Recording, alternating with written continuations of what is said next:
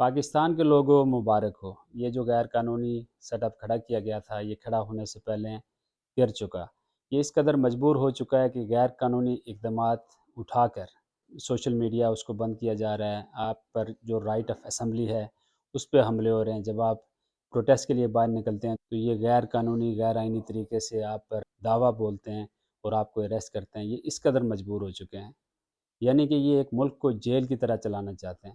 لیکن ملک جیل کی طرح اس لیے نہیں چل سکتا کہ جیل کا بجٹ، جیل کا پیسہ باہر سے آتا ہے اور ملک کو ایکٹیولی کام کرنا ہوتا ہے۔ وہ اگر جیل کی طرح بند کر دیا جائے گا، اس میں اگر کوئی ایکٹیویٹی نہیں ہو پائے گی تو پھر وہ ملک نہیں چل سکتا۔ تو یہ غیر قانونی سیٹ اپ بننے سے پہلے ٹوٹ چکا۔